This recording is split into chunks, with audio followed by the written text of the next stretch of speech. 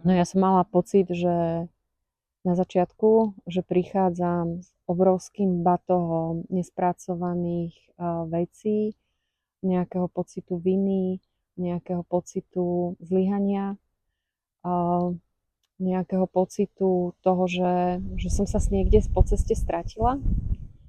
A dnes ako by som celý ten batoh tých nespracovaných vecí odhodila a cítim ľahkosť, cítim absolútny pokoj a cítim obrovskú vďačnosť a lásku za prácu, ktorú všetci robia.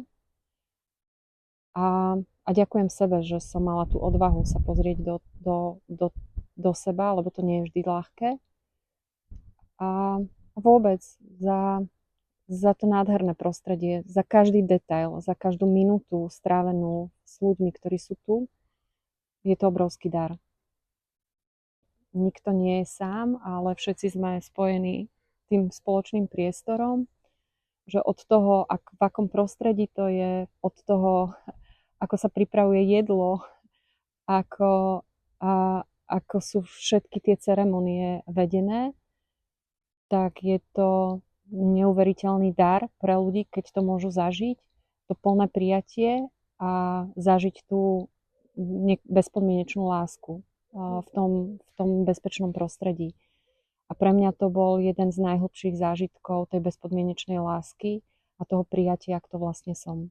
A tento proces mi ukázal obrovskú hĺbku toho, že kde sú zranenia, v podstate až generačné zranenia po otcovej a maminej strane, kde som ich dokázala uvidieť, kde som ich dokázala spracovať a kde som dokázala akoby prijať tú svoju rolu, ktorú mám v tom živote.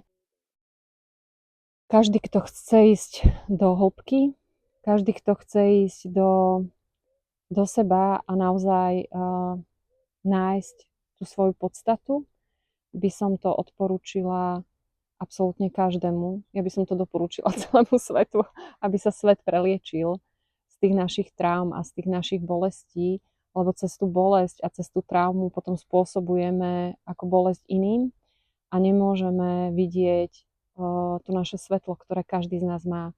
Nemôžeme vidieť to obrovské srdce, ktoré každý z nás má.